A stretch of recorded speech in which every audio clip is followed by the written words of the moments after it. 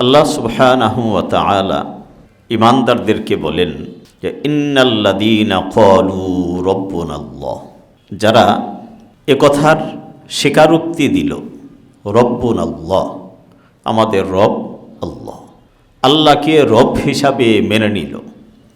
এ রব এটা ব্যাপক অর্থবোধক শব্দ। আমরা মনে করি যিনি লালন পালন করেন, যিনি আমাদের রিজিকের ব্যবস্থা করেন, আমাদেরকে ছোট থেকে বড় বানান, সুস্থতা দেন, শুধুমাত্র তিনিই রব। রাসূলুল্লাহ সাল্লাল্লাহু আলাইহি ওয়াসাল্লামের কাছে একবার হাতেম তই, পৃথিবী বিখ্যাত দানবীর, তার ছেলে আদি ইবনে হাতেম তই এসেছে। আদি ইবনে হাতেম তই তখনও পর্যন্ত খ্রিস্টান ছিলেন। তো আল্লাহ রাসূলের দরবারে এসেছে, অনেক লম্বা ঘটনা আছে। তো এই লম্বা সাক্ষাতের এক পর্যায়ে আল্লাহর হাবিব তাকে আল্লাহর কোরআন থেকে তিলাওয়াত করে শোনালেন যে ওয়াত্তাখাযু আহবারাহুম ওয়া রুহবানাহুম আরবাবাম মিন দুনিল্লাহ ওয়া ঈসা ইবনাল মারইয়াম ওয়াল মাসীহ ইবনা মারইয়াম, যে এই খ্রিস্টানরা তাদের সাধু সন্ন্যাসী পাদ্রীদেরকে রব হিসাবে গ্রহণ করেছে এবং ঈসা ইবনে মারইয়ামকেও তারা রব হিসাবে গ্রহণ করেছে। আদি ইবনে হাতেম তই আল্লাহ রসুলকে প্রশ্ন করলেন যে খ্রিস্টান জাতি ঈসা ইবনে মারইয়াম আলাইহিমাস সালামকে রব হিসাবে গ্রহণ করেছে, খোদার জায়গায় বসিয়েছে, এই বিষয়টা তো আমাদের কাছে স্পষ্ট, কারণ তারা হযরত ঈসাকে আল্লাহর পুত্র সাব্যস্ত করেছে। কিন্তু তারা তাদের সাধু সন্ন্যাসী পাদ্রীদেরকে রব বানিয়েছে, এই বিষয়টা এটা তো আমাদের কাছে অস্পষ্ট। রাসূলুল্লাহ সাল্লাল্লাহু আলাইহি ওয়াসাল্লাম তখন বললেন যে তোমাদের সাধু সন্ন্যাসী পাদ্রীরা হালাল এবং হারাম নির্ধারণের অধিকার তারা নিয়ন্ত্রণ করে কিনা। তোমাদের সাধু সন্ন্যাসী পাদ্রীরা আল্লাহর হালালকে হারাম বানায়া দে, আল্লাহর হারামকে হালাল বানায়া দে, এটা কি তোমরা মেনে নাও? বলছেন হ্যাঁ, এটা আমরা মেনে নিই। তো বলছেন যে হালাল হারাম নির্ধারণের অধিকার, মানুষের আইন প্রণয়নের অধিকার, এটা কোনো মানুষের হাতে ন্যস্ত করা, এটার নামই হলো তাকে রব হিসাবে গ্রহণ করা। অনেকে বিভ্রান্ত হবেন। দেখেন, আমার জীবন কিভাবে পরিচালিত হবে এটা একমাত্র আমাকে যিনি সৃষ্টি করেছেন তিনি নির্ধারণ করতে পারেন। আল্লাহ তাআলা যে জায়গাগুলোতে আমাদের জীবন পরিচালনার জন্য যেই নিয়ম, যে আইন, যে শরীয়ত আমাদেরকে দিয়েছে, ওই ক্ষেত্রগুলোতে আল্লাহর আইন, আল্লাহর শরীয়তের বাহিরে যাওয়ার কোনো সুযোগ নেই। যদি আমরা যাই তাহলে আমরা প্রকারান্তরে গায়রুল্লাহকে রব হিসাবে আমরা গ্রহণ করলাম। এখন আপনার সামনে নির্বাচন আসছে, তাহলে আপনি কাকে ভোট দিবেন?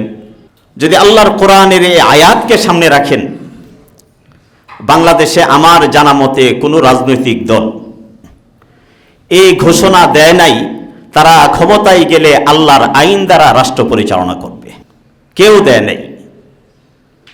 যাদের নামের সাথে ইসলাম আছে তারাও দেয় নাই, যাদের নামের সাথে ইসলাম নাই তারাও দেয় নাই।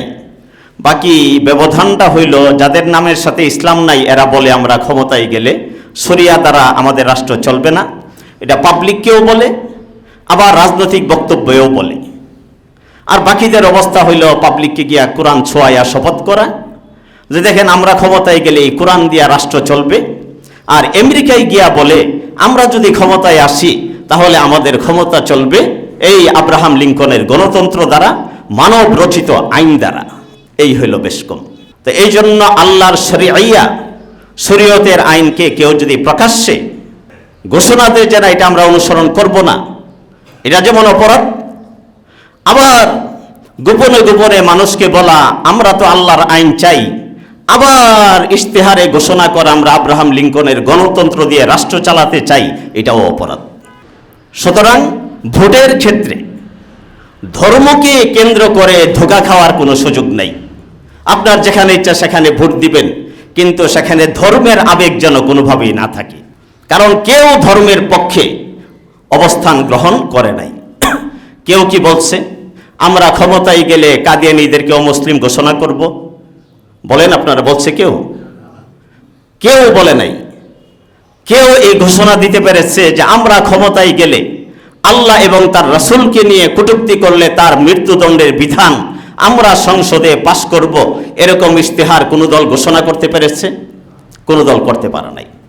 তাহলে এটা হলো রাজনীতির এক কপট খেলা, যেখানে মানুষকে ধোঁকা দেওয়া আছে, কিন্তু ধর্মের প্রতি বাস্তবিক আবেগ এটা কোনো দল তার অন্তরে ভালোভাবে লালন করে না।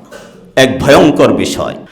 এজন্য দেখেন, রব হলো যিনি আমার জীবন চলার গতি পথ নিয়ন্ত্রণ করবেন। আমি কোন আইন দ্বারা নিয়ন্ত্রিত হব, সেই আইনের নিয়ন্ত্রক, সেই আইনের প্রণেতা, সেই আইন প্রদানকারী একমাত্র আল্লাহর জাত। আল্লাহর জাতের বাহিরে আমাকে কেউ আইন দিতে পারবে না। একটা বিষয় মনে রাখবেন, সুদকে আল্লাহ তাআলা হারাম করেছেন। আমাদের যত দল নির্বাচনে আসছেন, ওনারা কেউ ঘোষণা করছেন আমরা নির্বাচনে যাওয়ার পরে সুদ বন্ধ করব? বলেন না, কথা একটু বললেন, বলছে কেউ? বাংলাদেশে মদের অবাধ লাইসেন্স আছে, কোন দল ঘোষণা করছে যে আমরা ক্ষমতায় যাওয়ার পরে মদ বন্ধ করে দিব? কেউ ঘোষণা করে নাই। পতিতাবৃত্তি, এটাকে বৈধতা দেওয়া হয়েছে, কেউ বলছে যে আমরা ক্ষমতায় গেলে এগুলোকে বন্ধ করব? কেউ বলে নাই। এজন্য রব আল্লাহ যেটাকে হারাম করেছেন, সুদ হারাম, এটাকে হালাল রাখার অধিকার কারো নাই।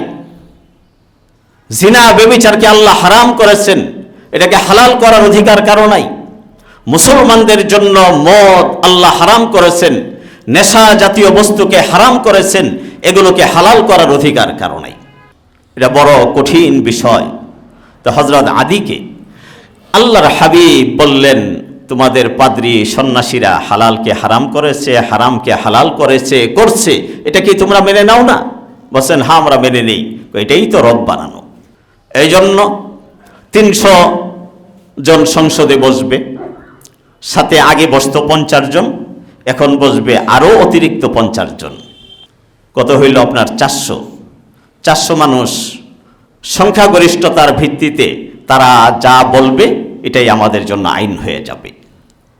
এখন আমরা যখন এই রাষ্ট্রে চলব, আমরা এই আইনগুলো মানতে আমরা বাধ্য, কারণ আপনি তো রাষ্ট্রের সাথে বিদ্রোহ করতে পারবেন না।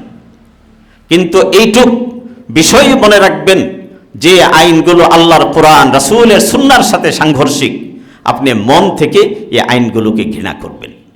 যে না, এ আইন আমি বাধ্য হয়ে মানছি, কিন্তু আমার অন্তর এই আইনের পক্ষে অবস্থান করে না। কিন্তু আমি যদি বিদ্রোহ করি, আমার বিরুদ্ধে রাষ্ট্রদ্রোহের মামলা হবে, এত বড় রাষ্ট্রের সাথে তো আমি মোকাবেলা করে পারবো না। কিন্তু আমার ইমানের জায়গাটা পরিষ্কার থাকবে, যেন এই আইনটা এটা আল্লাহর কোরআনের সাথে সাংঘর্ষিক, রাসূলের সুন্নাহর সাথে সাংঘর্ষিক। তো আদি ইবনে হাতেম তাই আল্লাহর হাবিব সাল্লাল্লাহু আলাইহি ওয়াসাল্লামের কাছ থেকে এই বিষয়টা আমাদেরকে শোনাইলেন। তো আল্লাহ তাআলা বলেন, ইন্নাল্লাযীনা ক্বালু রাব্বুনাল্লাহ, যারা বলবে আমাদের রব আল্লাহ, সুম্মাস্তাকামু, তারপরে এই কথার উপরে অটল থাকবে, অবিচল থাকবে, যে আল্লাহকে রব হিসাবে মেনে এই কথা থেকে এক চুলো নড়বে না। সুম্মাস্তাকামু, এই কথার উপরে অটল থাকবে, অবিচল থাকবে। তাহলে তাকে আল্লাহ তাআলা কি পুরস্কার দিবেন? দেখেন, অবিচল থাকার অর্থ হলো আল্লাহ যা বলেছেন সেটাই সে করবে। এই আল্লাহর কথা থেকে ডানেও যাবে না, বামেও যাবে না। এজন্য আল্লাহর কাছে আমরা ইস্তেকামাত চাইব, অবিচলতা চাইব।